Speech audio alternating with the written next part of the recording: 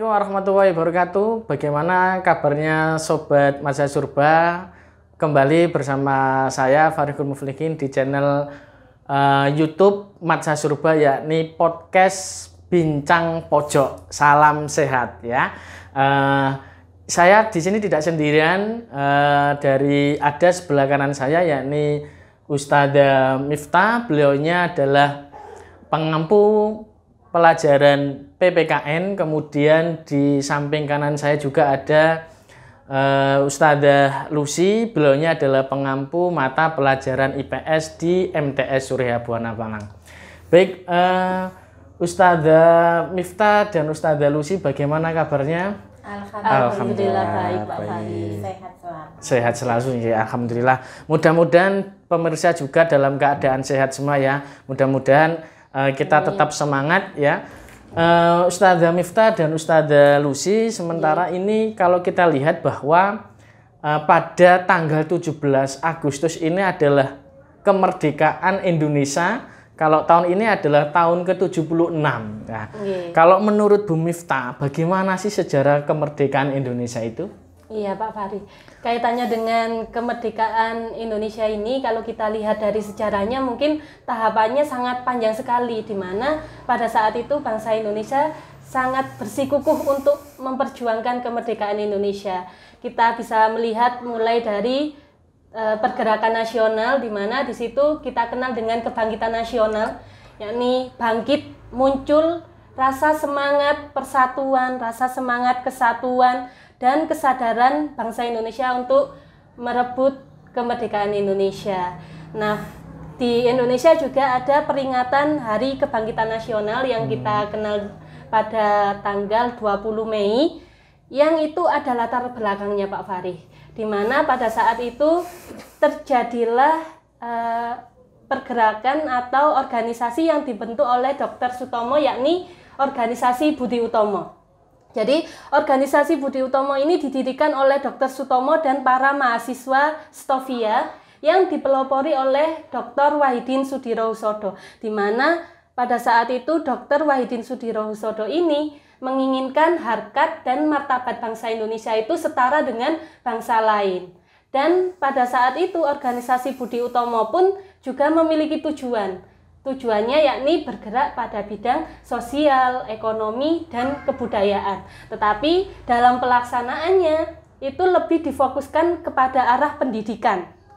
Nah, mengapa kok demikian? Karena pada saat itu beliau-beliau ini merasa ketika bangsa Indonesia ini ingin mendapatkan pendidikan yang layak itu sangat susah, di mana pada saat itu yang bisa bersekolah itu adalah kaum bangsawan atau elit nggih Pak Fahri nggih. Jadi kalau rakyat biasa mungkin tidak bisa bersekolah gitu ya, Bu, ya. Jadi itu kaitannya dengan kebangkitan nasional. Lalu muncul lagi organisasi Sarekat Dagang Islam, Darul Islam, yang kaitannya adalah ingin memperjuangkan bangsa Indonesia untuk lebih maju lagi. Nah, di situ memunculkan tokoh-tokoh kaitannya dengan kebangkitan nasional, di mana ada Cipto Mangunkusumo, Ki Hajar Dewantoro, yang biasa kita kenal dengan Tiga Serangkeng ya Pak. Nah, salah satu dari tokoh tersebut kita kenal sebagai Bapak Pendidikan Indonesia, yakni Ki Hajar Dewantoro. Nah, ini mulailah pergerakan nasional digencarkan di Indonesia. Lalu kita juga mengenal peristiwa Sumpah Pemuda nggih Bu Lucy, kaitannya dengan pelaksanaan Kongres Pemuda I yang tujuannya adalah ingin menjalin tali silaturahmi persaudaraan antara bangsa yang ada di Indonesia. Nah, yang kedua dilakukan Kongres Pemuda II yang dilakukan oleh para pemuda-pemuda. Jadi dulu namanya Jong nggih Bu Lucy ya, Jong. Ada Jong Java, Jong Sumatera, nggih Jong Celebes dan seterusnya. Ini menginginkan persatuan Indonesia dengan mengikrarkan Sumpah Pemuda. Nah, yang salah satunya bunyinya kami putra-putri Indonesia mengaku bertumpah darah dan seterusnya, itu yang menginginkan Indonesia ini melakukan persatuan, di mana pada saat itu para penjajah ini melakukan penjajahan dengan mengadu domba, sehingga persatuan mungkin belum dimunculkan. Nah, setelah Sumpah Pemuda dengan proses yang panjang, akhirnya terjadilah titik terang Pak Fahri, di mana pada saat itu Jepang mulai oleng. mulai kalah dengan sekutu dan berinisiatif untuk mendirikan organisasi BPUPKI, Badan Usaha-Usaha Persiapan Kemerdekaan Indonesia. Nah, itu tujuan dari Jepang mendirikan BPUPKI ini adalah ingin menarik simpati bangsa Indonesia, di mana pada saat itu Jepang telah kalah dengan sekutu dan keinginan Indonesia itu berbeda, bukan menarik simpati tetapi memang ingin merdeka nggih Pak Fahri, ingin merdeka, ingin terbebas dari belenggu penjajahan. Nah, inilah mulai bangsa Indonesia ini merumuskan dasar negara yang dilakukan oleh Mr. Supomo, Muhammad Yamin, dan I.R. Soekarno. Nah, setelah berselang merumuskan dasar negara, karena kalau misalnya kita mendirikan sebuah negara yang merdeka itu kan harus memiliki syarat ya Pak Fahri. Memiliki syarat, betul. Ya, ada rakyat, wilayah, pemerintahan yang berdaulat, dan pengakuan dari negara lain yang akhirnya harus memiliki syarat, yakni harus memiliki dasar negara, yakni pada saat itu adalah Pancasila. Di waktu yang berlainan di Jepang itu terjadi teror, di mana ada bom atom ya Pak Fahri, bom atom, pada tanggal 6 Agustus 45 di Hiroshima. Beda dengan kacang atom berarti Bu ya? Beda. Oh, beda dengan sekali, kacang ya. atom. Kalau kacang atom kan bisa dimakan. Bisa ya. dimakan. Kalau itu bisa memusnahkan orang Jepang itu betul, tadi. gitu, jadi ya. selang 3 hari lagi di bom atom lagi Pak Fahri di Nagasaki, kalau tidak salah yang dulu sih tanggal 8. Nah, setelah mendengar hal itu, Soekarno, Hatta, dan Rajiman itu pergi ke Dalat, ke sebelah timur. Ngapain itu Bu mereka pergi ke Dalat? Setelah mendengar bom atom tersebut pada tanggal 10, jadi beliau pergi ke Dalat, negara Vietnam, ingin memastikan. Jadi apakah benar memang Jepang ini telah kalah dengan sekutu.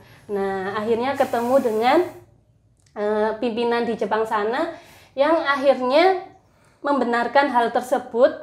Lalu di Indonesia pada tanggal 10 Agustus tersebut Sultan Syahrir mendengar berita itu melalui radio Pak Fahri. Pak Fahri punya radio? Oh, punya Bu, punya. Jadi dulu itu ketika menginginkan mendapatkan informasi itu harus mendengarkan lewat radio. Gitu. Kalau sekarang mungkin kita browsing lewat HP langsung info semuanya masuk ya Pak Fahri. Jadi setelah mendengar hal itu Sultan Syahrir pun ingin segera memproklamasikan kemerdekaan. Nah, setelah Soekarno, Hatta datang ke Indonesia, sudah pulang dari Vietnam, lalu ditembusi sama Sultan Syahrir tadi, kaitannya dengan tujuannya tadi ingin memproklamasikan kemerdekaan. Ternyata Soekarno ini masih belum yakin kaitannya dengan Jepang ini memang menyerah ke sekutu, dan kalau misalnya dipaksakan segera proklamasi takutnya terjadi pertumpahan darah Pak Fahri. Nah, setelah itu Soekarno ini juga menyampaikan kepada Sultan Syahrir yang beliau berpesan bahwasannya Sultan Syahrir pun tidak berhak untuk memproklamasikan kemerdekaan, karena yang berhak itu adalah anggota PPKI yang saat itu diketuai oleh Soekarno. Nah, akhirnya pada tanggal 14 Agustus 45 secara resmi Jepang menyerahkan kepada sekutu, dan karena Indonesia masih dikuasai oleh Jepang, otomatis Indonesia akan dilimpahkan kekuasaannya kepada sekutu karena kalah dengan sekutu. Hal inilah yang membuat Sultan Syahrir pun takut kalau misalnya nanti kita tetap tidak akan merdeka seperti itu. Nah, akhirnya terjadilah peristiwa Rengas Dengklok nggih Bu Lucy. Nah, terjadilah penculikan Soekarno bersama Ibu Fatmawati dan Bung Hatta. Golongan tua, jadi muncul golongan tua dan golongan muda. Jenengan termasuk golongan mana? Oh, alhamdulillah golongan tengah-tengah. Golongan tengah-tengah. Jadi kaitannya dengan golongan tadi akhirnya diasingkan supaya tidak terpengaruh dengan Jepang. Nah, sementara di Indonesia ini, di Jakarta tepatnya, golongan muda ini diwakili oleh Wikana dan golongan tua ini diwakili oleh Ahmad Subardjo melakukan perundingan.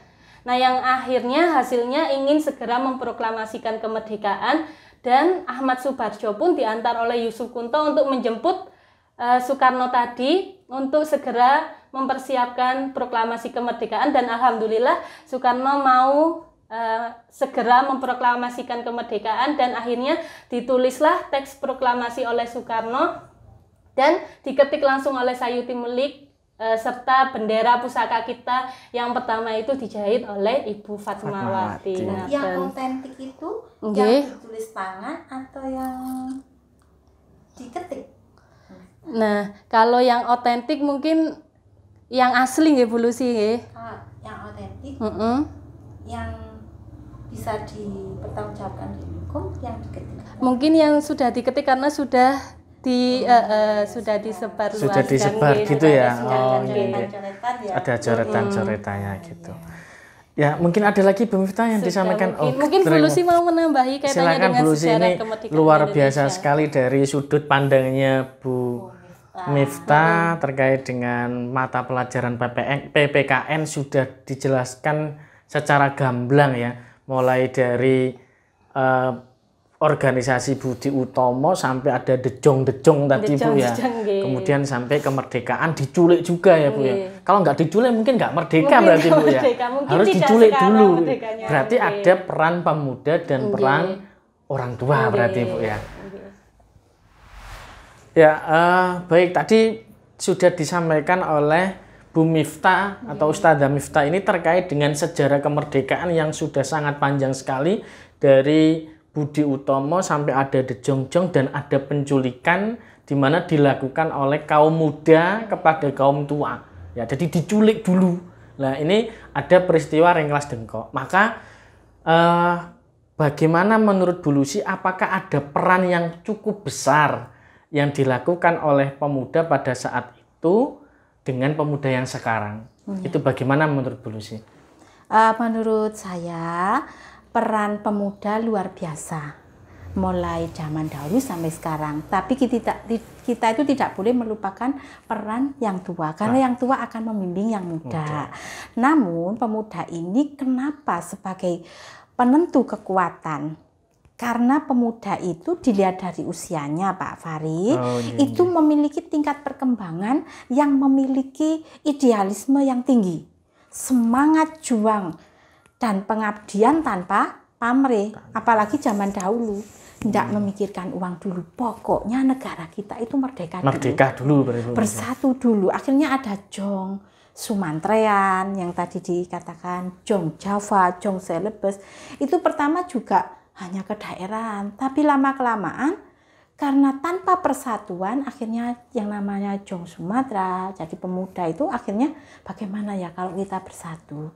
Dan para pemuda itu menginginkan, sebelumnya kan banyak fase, karena negara kita itu banyak dijajah, nggak peduli itu ada yang memang negara kita subur sekali, sampai sekarang pun kita masih jadi perebutan, karena negara kita itu luar biasa, hasilnya luar biasa sehingga semua berdatangan.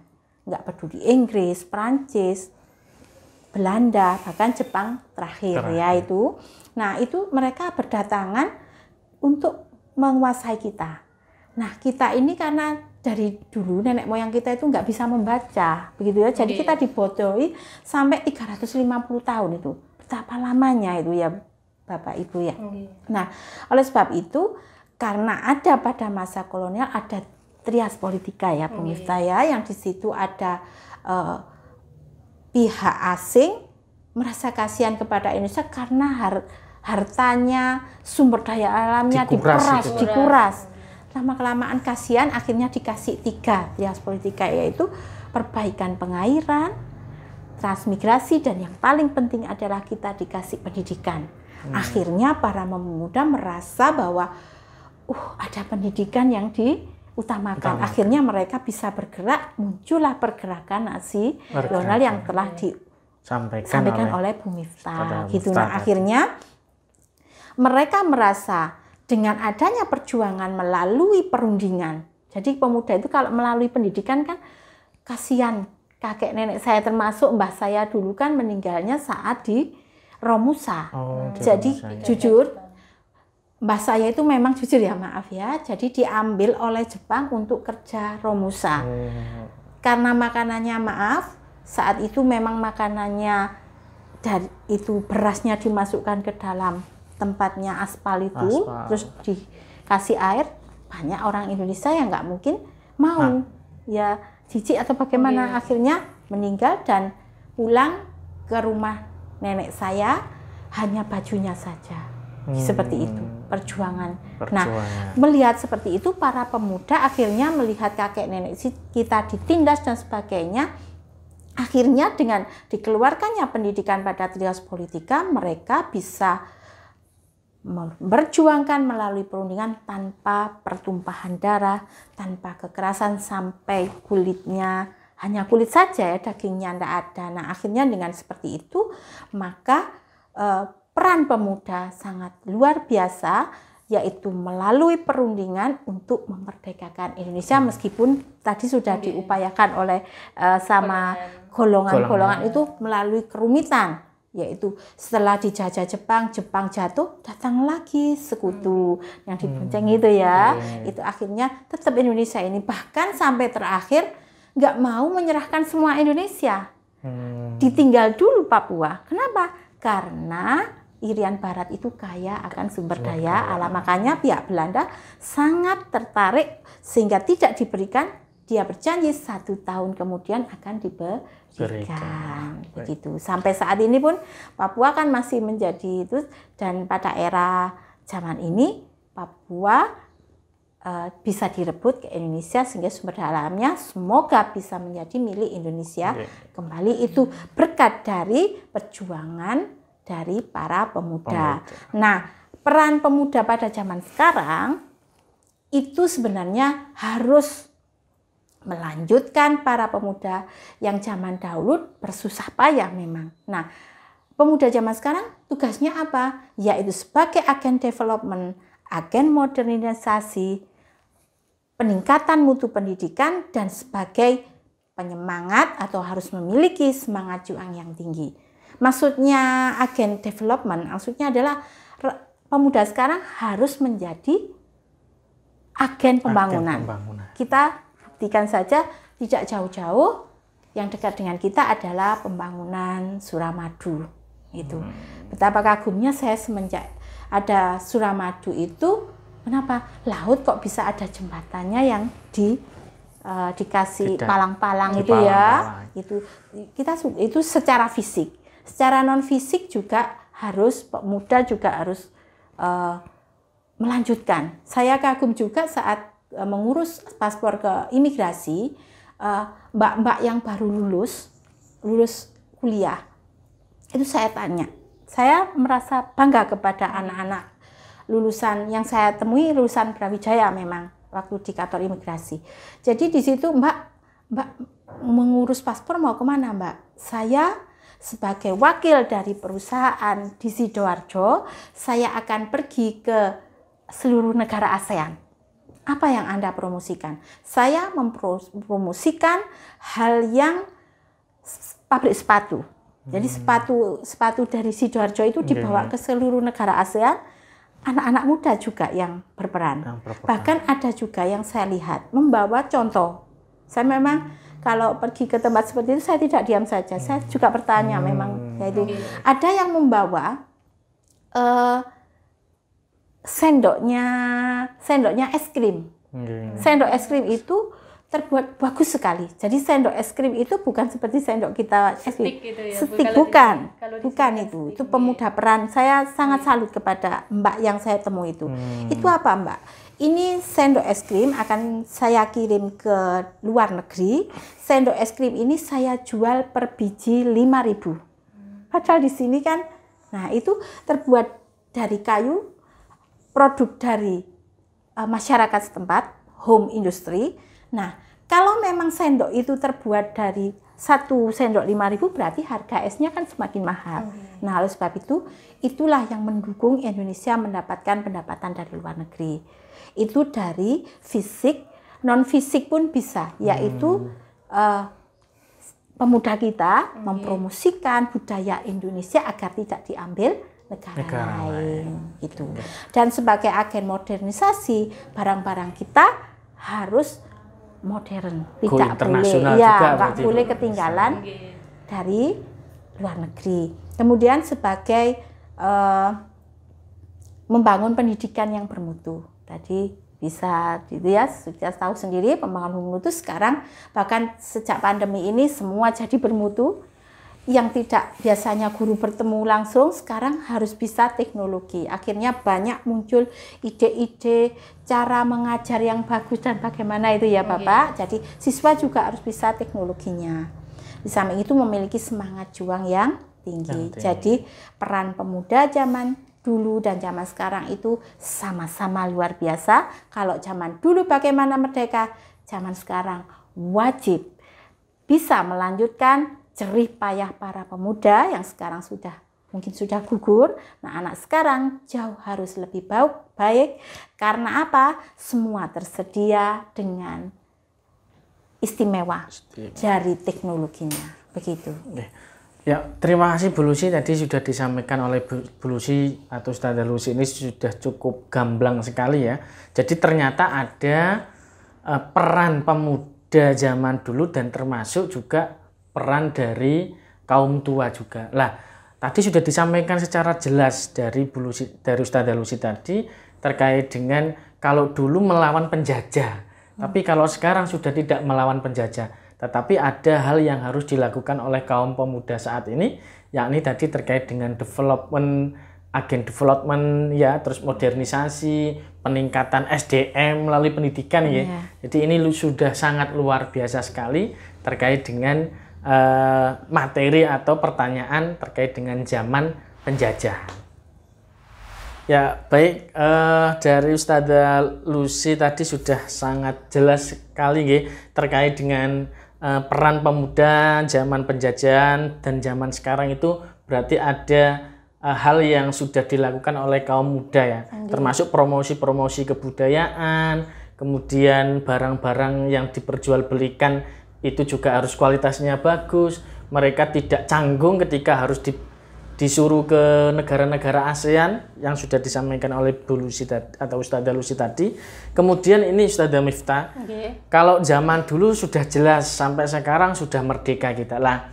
Kalau kita melihat bahwa kegiatan di Madsa Surba ini adalah dalam rangka memperingati kemerdekaan ke-76, maka di sini ada makna kemerdekaan di tengah pandemi lah. Kalau menurut Ustazah Miftah ini makna merdeka itu apa sih Ustazah? Kalau makna merdeka yang sesungguhnya itu kan terbebas ya Pak Fahri, tidak ada kekangan dari manapun, apalagi dari negara lain. Nah mungkin kalau sekarang itu, kalau kita kaitkan dengan kemerdekaan di masa sekarang seperti yang disampaikan Bu Lucy tadi, bahwasanya kita hanya melanjutkan perjuangan para pahlawan tadi kaitannya dengan kemerdekaan, yakni dengan mengisi kemerdekaan dengan hal-hal yang positif. Nah, hal-hal yang positif ini bisa membangun bangsa Indonesia untuk lebih baik lagi. Misalnya saja, kalau dalam pembelajaran saya, karena saya mengajar PPKN, mungkin hal-hal yang positif bisa kita kaitkan dengan Pancasila, Pak Fahri. Di mana di situ ada 5 sila yang menurut saya itu sudah mumpuni kalau kita kaitkan dengan agama kita, yakni agama Islam. Misalnya saja di sila pertama, di situ ada ketuhanan yang Maha Esa, di mana kita sebagai agama Islam percaya adanya Allah Subhanahu wa Ta'ala, yang artinya kita harus menjalankan perintahnya dan menjauhi larangannya. Nah, mungkin kalau kita korelasikan dengan agama kita, mungkin kalau kita bisa menerapkan semua sila yang ada di Pancasila, mungkin kita juga akan melakukan sesuatu hal yang positif. Nah, kaitannya dengan merdeka kalau saat ini mungkin kita lihat dari pelajar mungkin ya, kalau dulu mungkin para pahlawan megangnya adalah tombak nih Pak Fahri. Nah, kalau sekarang mungkin pensil. Oh, pensil, bukan megang tongkat ya. Bukan tongkat lagi, bukan tombak, runcing dan sebagainya. Jadi kalau sekarang mungkin kita melihatnya bagaimana anak-anak bisa memegang pensil, di mana ketika mengerjakan pembelajaran daring, ketika saya pembelajaran PKN saya suruh untuk menuliskan di buku catatan supaya anak-anak bisa membaca, tetapi masih banyak anak-anak yang hanya copy paste, yang akhirnya penilaiannya pun juga berbeda. Mungkin itu dalam segi kemerdekaan saat ini. Ya mungkin kalau jenengan pembelajaran IPS di masa pandemi sekarang ini, kalau kita lihat dari segi sosialnya bagaimana Pak Fahri? Oh iya Bu Miftah, ini kalau dari segi sosial di masa pandemi ini kita, kalau menurut saya Bu ya, karena saya juga alhamdulillah diamanai di mata pelajaran IPS, mengajar mata pelajaran IPS, sehingga kemerdekaan saat ini apalagi di masa pandemi ini tentu hal yang berbeda. Sehingga kita harus melibatkan anak-anak dalam empati dan simpati. Bukan M3 ya. Itu kartu pertama. Ya, itu kalau ini simpati. Walaupun simpati ada kartu, tapi ini kita adalah simpati terkait dengan rasa ikhbah istilahnya. Misalnya ada seseorang yang dalam keadaan menderita, kalau sekarang mungkin wabah ini luar biasa ya. Sudah 1,5 tahun kita ada wabah corona, sehingga banyak masyarakat yang apalagi nyuwun sewu, mohon maaf, pedagang-pedagang kecil itu luar biasa ya. Ya contoh paling dekat adalah pedagang yang ada di sekolah-sekolah itu, mereka harus keluar dari zonanya. yakni mereka harus lebih keliling-keliling ya. Kalau dulu berdagang di sekolah di satu tempat, tapi karena sekolahnya sekarang masih daring karena belum bisa tatap muka, maka kalau misalnya mereka harus untuk makan satu hari pun mereka harus mencari ke sana kemari lah. Ini adalah hal yang luar biasa. Bagaimana ini adalah salah satu cobaan sehingga di masa pandemi ini kita harus lebih meningkatkan simpati, tapi tidak hanya simpati, Bu. Empati juga. Kita merasa kasihan, tapi kita juga memberikan santunan. Nah, ini tidak hanya dari Bapak Ibu guru, masyarakat yang punya, orang yang tidak punya ini pun juga masih bisa. Minimal adalah membantu tenaga doa. Terlebih adalah orang-orang yang mampu. Nah, ini anak-anak yang sekiranya punya rezeki yang baik, punya rezeki atau orang tuanya yang punya rezeki yang banyak, ini pun juga kita bisa mensedekahkan atau dermawan.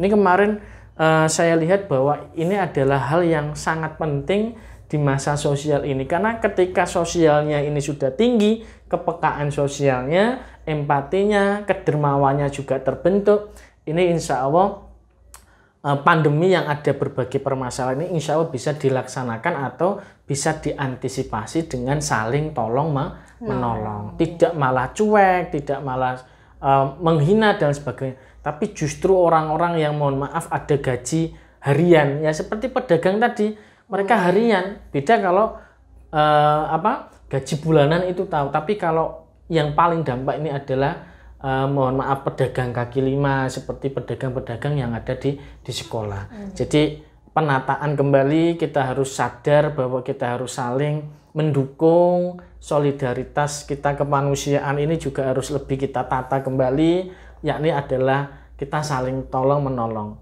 Jadi ini termasuk di dalam agama kita pun juga harus saling tolong menolong antar sesama. Ya, terima kasih Ustazah Miftah tadi sudah menyampaikan terkait makna merdeka pada saat ini. Kemudian tadi juga Mungkin Miftah sudah menanyakan kepada saya karena saya juga mengajar IPS sehingga beliaunya minta pendapat saya juga ya. Dan sudah saya jelaskan tadi terkait dengan merdeka pada masa pandemi khususnya dari segi sosial gitu.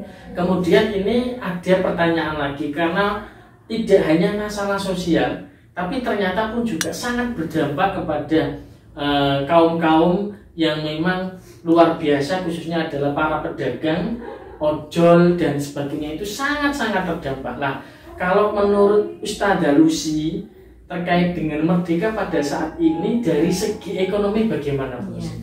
Jadi menurut saya untuk kemerdekaan pada pandemi dilihat dari segi ekonomi. Jadi memang semenjak pandemi 1,5 tahun ini itu berdampak kepada segi yang banyak dari segala segi. Tadi yang ditanyakan segi ekonomi, memang kalau saya melihat dari segi ekonomi banyak dari pedagang. Tidak pedagang saja, perusahaan-perusahaan besar juga bingung dengan tenaga kerjanya. Bagaimana kalau tenaga kerjanya, kalau barangnya tidak bisa terjual gara-gara PPKM, tidak bisa mengirim barangnya begitu. Nah, kita melihat juga dari home industry, dari segi ekonomi. Jadi saya melihat ibu-ibu yang biasanya menganggur, itu akhirnya karena suaminya kena PHK atau kena pergantian jam bekerja, akhirnya ibu-ibu bisa berpikir, tidak ibu-ibu saja sudah. Jadi banyak orang-orang yang akhirnya dengan kondisi yang biasanya ekonominya sudah enak, ternyata kena PPKM, akhirnya dia kekreatifannya di rumah itu mulai muncul. Karena saya melihat di televisi ada ibu punya barang-barang yang sudah tidak berguna dikreatifkan. Jadi ada kresek-kresek warna-warni, akhirnya dibuat kerajinan-kerajinan tas dan sebagainya. Akhirnya pikirannya menjadi berubah dan menjadi produktif. Jadi terus menciptakan barang, misalkan makanan yang biasanya dia kelilingkan, pedagang keliling tadi ya Pak ya.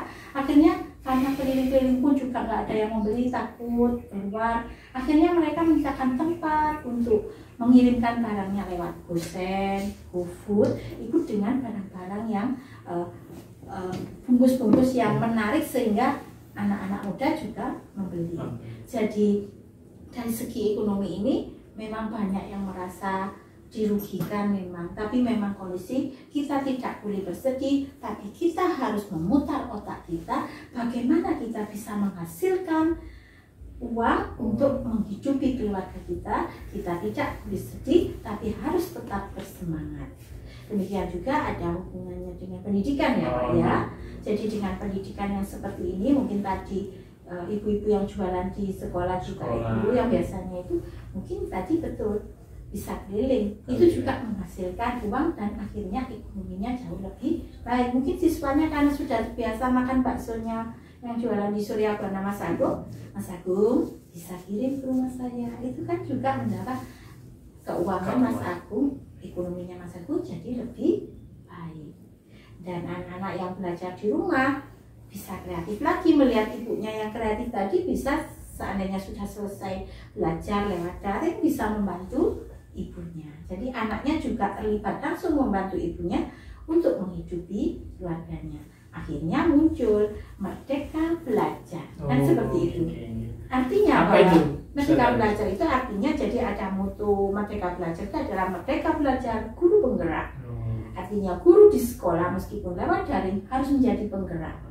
Andaikan anak itu belajar dengan mata pelajaran yang sudah diajarkan guru, ada PPKN, BPS. Nah, karena ibunya sekarang berwira swasta, paling tidak anaknya setelah belajar tadi membantu. Jadi bisa menghidupi lagi, kembali lagi ke orang tuanya, di mana sekarang ini untuk guru-guru, untuk sekolah bahwa ujian nasional sekarang sudah diserahkan, dinilainya diserahkan sekolah, karena yang tahu kondisi adalah sekolah. Kemudian untuk rencana pembelajaran guru sekarang tidak terlalu berbelit, satu lembar saja. Harapannya apa? Daripada membuat rencana yang bertele-tele, mending mengajarkan kepada siswa. Dan untuk penerimaan siswa baru diberi zona. Agar apa? Jadi anak yang dekat dengan SMP negeri, misalkan SMP 1, di situ saja, tidak perlu jauh-jauh, karena terlalu jauh itu juga membahayakan. Anaknya bisa main-main, kendaraannya juga terlalu jauh juga kasihan orang tuanya. Jadi sebenarnya dari segi ekonomi, COVID jangan membuat kita bersedih, tapi membuat kita kreatif. Ya, terima kasih Ustazah Lucy yang sudah menyampaikan dari segi ekonomi. Kemudian terkait dengan adanya kemerdekaan, itu tidak hanya kemerdekaan negara ya Ustazah Lucy dan Ustazah Miftah, tapi ada kemerdekaan belajar. Nah, ini ada merdeka belajar, jadi anak diminta untuk lebih kreatif, kemudian gurunya juga lebih inovatif. Sebelum diminta anak-anak, gurunya harus lebih inovasi lagi, sehingga apa yang sudah disampaikan oleh Ustazah Lucy dan Ustazah Miftah tadi, bahwa kemerdekaan di masa pandemi tetap harus kita lebih secara kreatif dan salah satunya adalah daring itu bisa memunculkan ide-ide kreatif melalui ya seperti aplikasi atau platform yang sekarang banyak digunakan melalui Zoom, Google Classroom, dan sekarang ini adalah Microsoft Teams yang termasuk dari MTS Suryabana sudah melakukan ini, sehingga kreativitas ini tetap harus dipacu. Maka pesan yang perlu kita bangun ya Ustazah-Ustazah, bahwa di masa kemerdekaan anak-anak juga harus lebih memperkaya inovasinya, lebih rajin, lebih disiplin, sehingga anak-anak semakin lebih baik dan SDM tentunya kualitas sumber daya manusianya tentu akan menjadi lebih baik, sehingga Indonesia menjadi negara yang maju dan ditakuti di dunia. Terima kasih kami sampaikan kepada Ustazah Miftah, Ustazah Lucy atas penyampaian atau materi yang sudah disampaikan. Ini daging semua. Apa ya. itu Pak daging? Ya pokoknya daging ini kayaknya. Ini daging semua ini yang disampaikan oleh narasumber-narasumber yang hebat.